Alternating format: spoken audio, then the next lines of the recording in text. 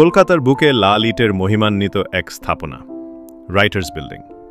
2 শতাব্দীরও বেশি সময় ধরে এ ভবন ছিল বাংলার প্রশাসনিক হৃৎস্পন্দন। শুধু একটি দালান নয়, এটি বাংলার প্রশাসনিক, রাজনৈতিক ও সাংস্কৃতিক ইতিহাসের নীরব সাক্ষী। 18শো শতাব্দীর শেষভাগে ব্রিটিশ ইস্ট ইন্ডিয়া কোম্পানির কর্মচারীরা, যাদের লেখক বা রাইটার্স বলা হতো, তাদের থাকার জন্য এই ভবন নির্মাণ শুরু হয়। সেই থেকেই নাম হয় রাইটার্স বিল্ডিং।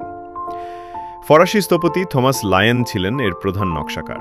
ভবনটির গ্রিক আইকনিক ভার্জিনিয়া স্টাইলের স্থাপত্য শৈলীর স্তম্ভ, দীর্ঘ করিডোর আর সুশোভিত ভাস্কর্য যেন আজও বলে চলে অতীতের গল্প। এম্বার্কড ইস্ট ইন্ডিয়া কোম্পানির কর্মচারীদের থাকার জন্য নির্মিত হলেও ধীরে ধীরে এটি রূপ নেয় ব্রিটিশ শাসনের অন্যতম প্রধান কার্যালয়।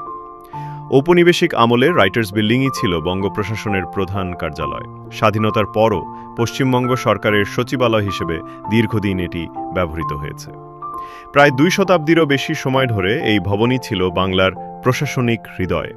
কিন্তু রাইটার্স বিল্ডিং শুধুমাত্র অতীত প্রশাসনের স্মারক নয়, এটি স্বাধীনতার ইতিহাসেরও জীবন্ত সাক্ষী। 1930 সালের 8 ডিসেম্বর বাংলার 3 তরুণ বিপ্লবী বিনয় বসু, বাদল গুপ্ত ও দীনেশ গুপ্ত ব্রিটিশ দমন নীতির বিরুদ্ধে এখানে প্রবেশ করে তৎকালীন inspector general of prisons colonel NS Simpson নামের এক অত্যাচারী ব্রিটিশ অফিসারকে হত্যা করেন।